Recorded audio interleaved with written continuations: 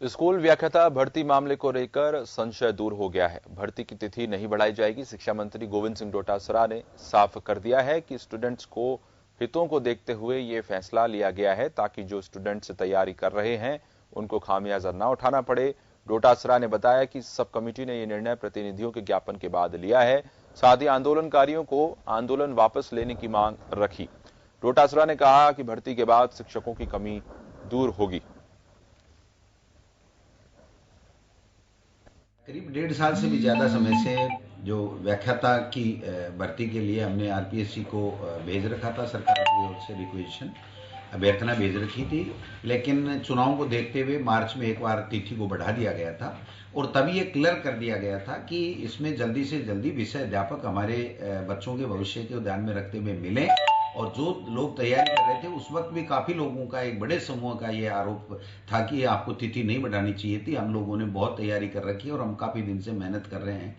अभी जो वर्ग आए हैं, दोनों वर्गों ने अपनी अपनी बात कही है, जो परीक्षा तिथि बढ़ाने वाले और जो परीक्षा तिथि नहीं बढ़ाने वाले।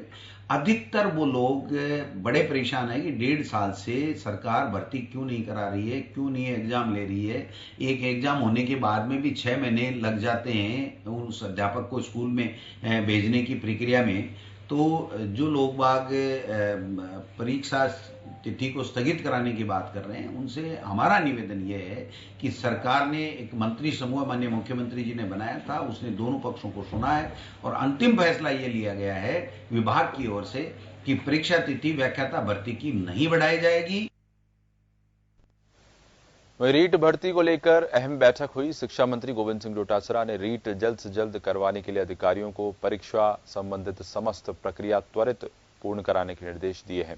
डोटासरा ने कहा कि मुख्यमंत्री अशोक गहलोत की मंशा के अनुरूप राज्य के शिक्षित और पात्र बेरोजगार युवाओं को नौकरी देने के लिए सरकार प्रतिबद्ध है।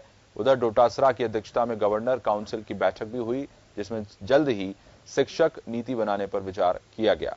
शिक्षा मंत्री गोविंद सिंह डोटासरा ने कहा है कि राज्य सरकार जल्द ही शिक्षकों की स्थानांतरण नीति बनाकर उसे क्रियान्वित करेगी। और उन्होंने क्या कुछ कहा वो आपको सुनाते हैं। की जो एग्जाम्स हुई थी उसका हमने पूरी तरीके से अध्ययन किया है कि पहले टेट होता था, फिर अमेंडमेंट होकर के रीट किया गया। उसमें जो नॉर्म्स थे वो क्या थे, पहले में क्या थे, वैलिडिटी किस रेट की या किस स्टेट की एग्जाम की क्या वैलिडिटी है, आज हमारे पास कितनी रिक्तियां हैं, कि हमें किस डेट में संभावित डेट जो हम माध्यमिक शिक्षा बोर्ड के माध्यम से परीक्षा कराना चाहते हैं, पात्रता परीक्षा कराना चाहते हैं, तो वो हमारे पास में कौन सी डेट ऐसी अवेलेबल है जिस पे हम लोग करा सकते हैं। तो इस बात के लेकर के तमाम 2-2.5 घंटे हम सबने चर्चा की है। तो 4 मीटिंगें होती हैं जिसमें इस बात का फैसला होना है कि ये जो प्रारंभिक शिक्षा एसएसए और समसा जो है, रमसा है, ये एक होकर के समसा होगा और निदेशालय 2 के बजाय 1 होंगे और इसका जो पंजीकृत सोसाइटी बनेगी उसका रजिस्ट्रेशन होगा और रजिस्ट्रेशन इसके बायलॉज वगैरह बनेंगे। तो इन सब चीजों के लिए लेकर के एक बैठक की गई थी।